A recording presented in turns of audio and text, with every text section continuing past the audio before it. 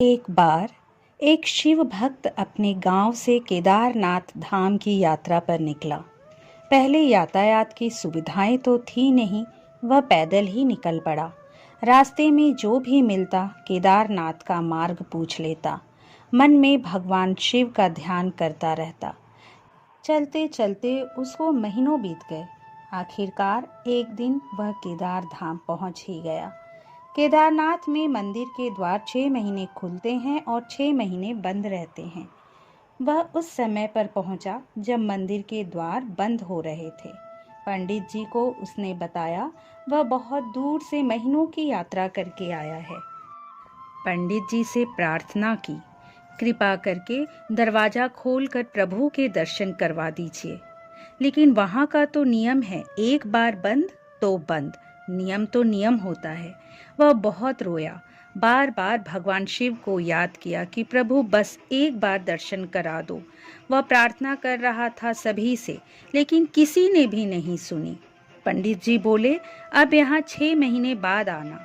6 महीने बाद यहाँ के दरवाजे खुलेंगे। यहाँ 6 महीने बर्फ और ठंड पड़ती है। और सभी जन वहाँ से चले गए। वह वहीं पर रोता रहा। रोते रोते रात होने लगी, चारों तरफ अंधेरा हो गया। लेकिन उसे विश्वास था अपने शिव पर कि वो जरूर कृपा करेंगे। उसे बहुत भूख और प्यास भी लग रही थी। उसने किसी की आने की आहट सुनी। देखा एक सन्यासी बाबा उसकी ओर आ रहे हैं। वह सन्यासी बाबा उसके पास आए और पास में बैठ गए। पूछे, बेटा कहाँ से आए हो? उसने सारा हाल सुना दिया और बोला, मेरा आना यहाँ पर व्यर्थ हो गया बाबा जी।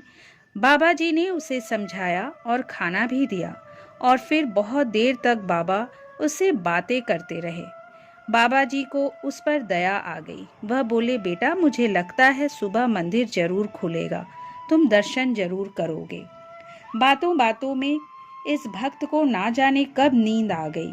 सूर्य के मध्यम प्रकाश के साथ भक्त की आंख खुली। उसने इधर उधर बाबा को देखा, किंतु वह कहीं नहीं थे। इससे पहले कि वह कुछ समझ पाता, उसने देखा पंडित जी आ रहे हैं अपनी पूरी मंडली के साथ। उसने पंडित को प्रणाम किया और बोला, कल आपने तो कहा था मंदिर 6 महीने बाद खुलेगा और इस बीच कोई नहीं आएगा यहाँ, लेकिन आप तो सुबह ही आ गए।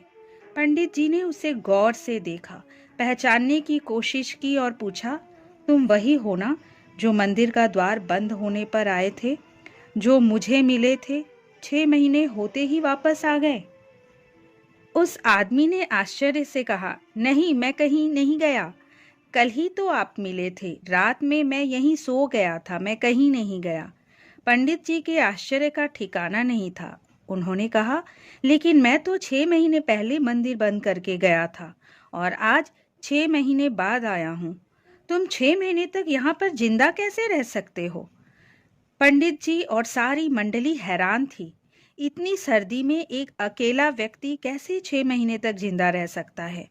तब उस भक्त ने उनको सन्यासी बाबा के मिलने और उसके साथ की गई सारी बातें बता दी कि एक सन्यासी आया था, लंबा था, बड़ी बड़ी जटाएं, एक हाथ में त्रिशूल और एक हाथ में डमरू लिए, मृगशाला पहने हुए था। पंडित जी और सब लोग उसके चरणों में गिर गए। बोले, हमने तो जिंदगी लगा दी किंतु प्रभु के दर्शन ना कर सके। सच्चे भक्त तो तुम हो। तुमने तो साक्षात भगवान शिव के दर्शन किए हैं। उन्होंने ही अपनी योग माया से तुम्हारे 6 महीने को एक रात में परिवर्तित कर दिया, काल खंड को छोटा कर दिया। यह सब तुम्हारे पवित्र मन, तुम्हारी श्रद्धा और विश्वास के कारण ही हुआ है।